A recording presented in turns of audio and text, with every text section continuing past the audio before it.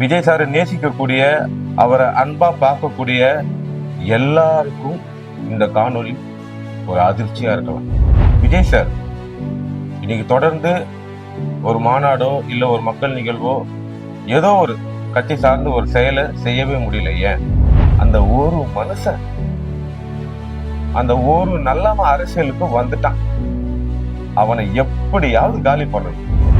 மாநில அரசும் ஒன்றிய அரசும் தொடர்ந்து அவரை கண்ட்ரோல் பண்றாங்க. ஏன்? ஒரு அரசு ஒரு தவறை கண்ட்ரோல் பண்ணுவாங்க. அவங்க பார்வைக்கு தவறா படுறத அவங்க கண்ட்ரோல் பண்ணுவாங்க. அதுதான் ஒரு அரசோட வேலை. விஜய் சார் கோடி கணக்கில் கொள்ளடிச்சிருக்காரு. அந்த கொள்ளைய மாநில அரசும் ஒன்றிய அரசும் கண்டுபிடிச்சிட்டாங்க. இந்த தப்புலாம் யார் பண்ணது? மக்கள் தான், நீங்க தான்.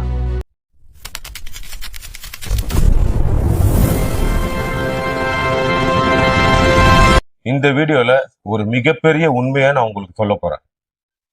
இந்த வீடியோ உங்களுக்கு மிகப்பெரிய தெளிவை கொடுக்கலாம். அதனால கடைசி வரைக்கும் இந்த வீடியோ பாருங்க.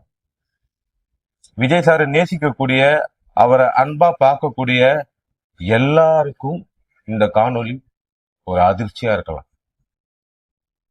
அதனால கடைசி வரைக்கும் இந்த வீடியோ பாருங்க. விஜய் சார் இன்னைக்கு தொடர்ந்து ஒரு மாநாடோ இல்ல ஒரு மக்கள் நிகழ்வோ ஏதோ ஒரு கட்சி சார்ந்து ஒரு செயலை செய்யவே முடியல. ஏன்? மாநில அரசும் ஒன்றிய அரசும் தொடர்ந்து அவரை கண்ட்ரோல் பண்றாங்க. ஏன்? நாம நினைக்கிறோம் இவங்க வஞ்சம் வச்சுக்கிட்டு ஒண்ணு பண்றாங்க அப்படின்னு. இதெல்லாம் கிடையவே கிடையாது. அவங்க கடமையை செய்யறாங்க. அவங்க பார்வைக்கு தவறா படுறத அவங்க கண்ட்ரோல் பண்ணுவாங்க. அதுதான் ஒரு அரசோட வேலை. அததான் அவங்க செய்யறாங்க. என்ன தவறுன்னு பாத்தீங்கன்னா, இந்த டாக்ஸ் இது பண்ணிட்டாரு, அதை பண்ணிட்டாரு, இதை பண்ணிட்டாருலாம் கிடையாது. அவர் மிகப்பெரிய கோடிக்கணக்குல கொள்ளடிச்சிருக்காரு. விஜய் சார் கோடி கணக்குல கொள்ளடிச்சிருக்காரு.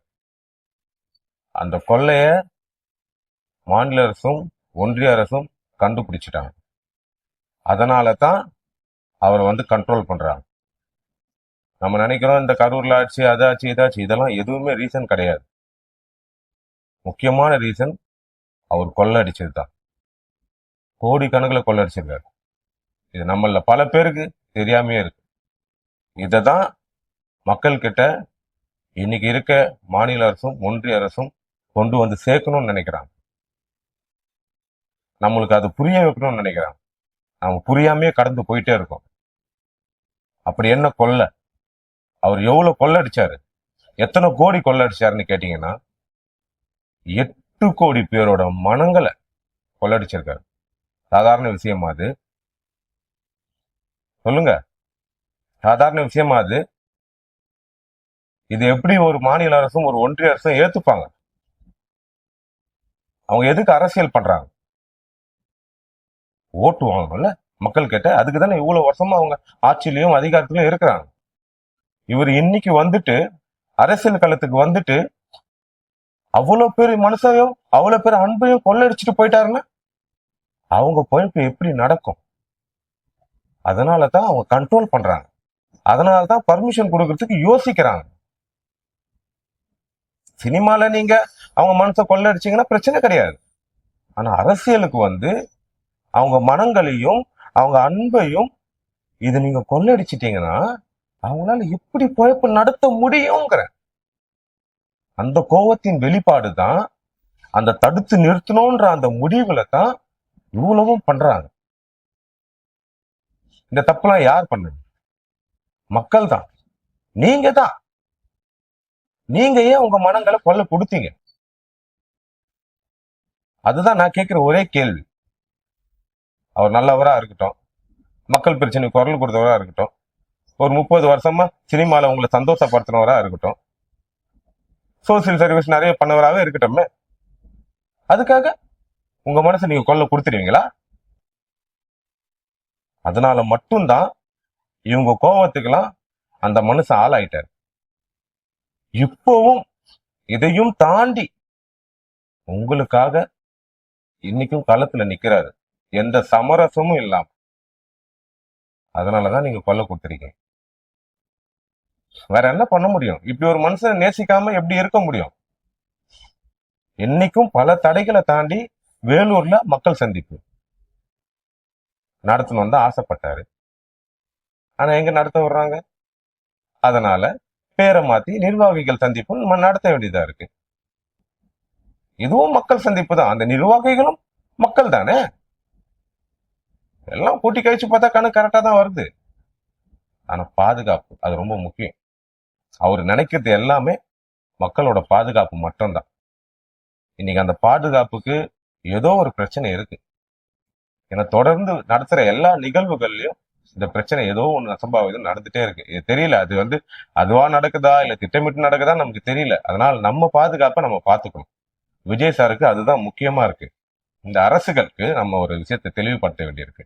ஐயா சாமிகளா, அந்த மனுஷன் கொள்ளை அடிக்கலப்பா. இந்த 33 வருஷமா சினிமால நடிச்சு சோசியல் சர்வீஸ் பண்ணி மக்கள் பிரச்சனைக்கு நின்னு பல வருட உழைப்புல இந்த மக்களோட அன்பையும் பாசத்தையும் சம்பாரிச்சிருக்காரு. அது கொள்ளை கிடையாது. அதை புரிஞ்சுக்கங்க முதல்ல. நீங்க என்னத்தான் இந்த மக்களையும் அவரையும் பிரிக்கணும்னு நினைச்சாலும் அதுக்கான வாய்ப்புகள் ரொம்ப ரொம்ப ரொம்ப ரொம்ப குறைவுன்னு சொல்ல மாட்டேன், வாய்ப்பே இல்லை. ஏன்னா அந்த பாண்ட் அந்த மாதிரி, மக்களுக்கும் விஜய் அவர்களுக்கும் இருக்கக்கூடிய அந்த பாண்ட் அந்த மாதிரி. நம்ம விஜய் சாரை நேசிக்கக்கூடியவர்களுக்கு நான் முன்னாடி ஒண்ணு சொன்னேன் இல்லையா, ஒரு அதிர்ச்சியா இருக்குன்னு சொல்லி. ஒண்ணும் இல்லை, இன்ப அதிர்ச்சி. ஏன் அப்படின்னா இவ்வளவு தடைகளையும் தாண்டி அந்த மனுஷன் இன்னைக்கும் வேலூர்ல மக்களை சந்திக்கணும், அவங்களுக்காக நம்ம குரல் கொடுக்கணும்னு நிக்கிறாருல. இது நமக்கெல்லாம் ஒரு இன்ப அதிர்ச்சி தானே. இந்த தமிழ்நாடு ஒரு ஒரு ஒரு கடைசியா ஃபைனலா ஒரு நல்ல தலைவனை கண்டெடுச்சு அப்படின்ற ஒரு இன்ப அதிர்ச்சி தானே இது. இந்த இன்ப அதிர்ச்சியை தான் நான் உங்ககிட்ட பகிர்ந்துக்கணும்னு நினைச்சேன். இந்த காணொலி கூட முக்கியமான இன்னொரு விஷயம் சொல்லணும். என்னன்னா, இன்னைக்கு பாத்தீங்கன்னா விஜய் சார் அரசியல் களத்துக்கு 2 வருஷம் தான் முடிஞ்சிருக்கு. ஆனா அதுக்குள்ள பாருங்களேன், ஒரு மாநாடு, ஒரு மக்கள் நிகழ்வே பல பேர் காப்பி பண்றாங்க, அவரை பார்த்து காப்பி பண்றாங்க. ஒரு பக்கம் பார்த்தா மாநில அரசு, நாங்க பாருங்க எப்படி எல்லாம் கிரௌடு, எவ்வளவு பெரிய கிரௌடு பாருங்க, எப்படி மெயின்டைன் பண்றோம் பாருங்கன்னு வீடியோ எடுத்து போடுறாங்க. இன்னொரு பக்கம் பார்த்தா அண்ணன், நம்ம அண்ணன் அவரோட மாநாட அவ்வளவு வீடியோ எடுத்து, நாங்க எப்படி பாருங்க சேர் எப்படி அடிக்க வச்சோம் பாருங்க, மக்கள் எப்படி மெயின்டைன் பண்ண பாருங்க வீடியோ எடுத்து போடுறாரு. எல்லாம் எதுக்கு? அந்த ஒரு மனுஷன், அந்த ஒரு நல்லவன் அரசியலுக்கு வந்துட்டான், அவனை எப்படியாவது காலி பண்ணணும். நடக்காது ராஜா, நடக்கவே நடக்காது. இனி தமிழ்நாடு அரசியல் விஜய் அவர்கள் மேற்பார்வையில தான் நடக்கும். இந்த மக்கள் இந்த ஆட்சியில சந்தோஷமா வாழ்ந்தாங்க அப்படிங்கிற ஒரு வரலாறு தமிழ்நாட்டுல விஜய் சார் படைப்பாரு. அதற்கான எல்லா தகுதியும் அவருக்கு இருக்கு. சர்வீஸ்க்கான சர்வீஸ், மக்கள் சேவைக்கான மக்கள் சேவை, குரல் கொடுக்கறதுக்கு எங்க அநியாயம் நடக்குதோ அது குரல் கொடுக்கறது, இது எல்லாமே எல்லா தகுதியும் உள்ள ஒரு தலைவர். எல்லாத்துக்கும் மகுடம் வச்ச மாதிரி மக்களை நேசிக்கக்கூடிய, உண்மையாக நேசிக்கக்கூடிய ஒரு தலைவனா விஜய் அவர்கள் வந்திருக்காரு. இப்படி ஒரு மனுஷன், இப்படி ஒரு தலைவன் தமிழ்நாட்டுக்கு கிடைச்சிருக்காருல்ல, தமிழ்நாட்டு மக்களுக்கு கிடைச்சிருக்காருல்ல. அந்த ஒரு இன்ப அதிர்ச்சி ஒண்ணு இருக்குல்ல, அதை தான் உங்ககிட்ட பகிர்ந்துக்கணும்னு நினைச்சோம். இந்த வீடியோ உங்களுக்கு பிடிச்சிருந்தது அப்படின்னா மறக்காம சப்ஸ்கிரைப் பண்ணுங்க. தொடர்ந்து நான் போடுற வீடியோ நீங்க பார்க்கணும்னு ஆசைப்பட்டீங்கன்னா அது ஏதோ பெல் பட்டன் சொல்லுவாங்கல்ல, அதையும் கொஞ்சம் அழுத்திக்குவோம். தொடர்ந்து சந்திப்போம், விவாதிப்போம், மக்களுக்கான குரலா இருப்போம். நன்றி.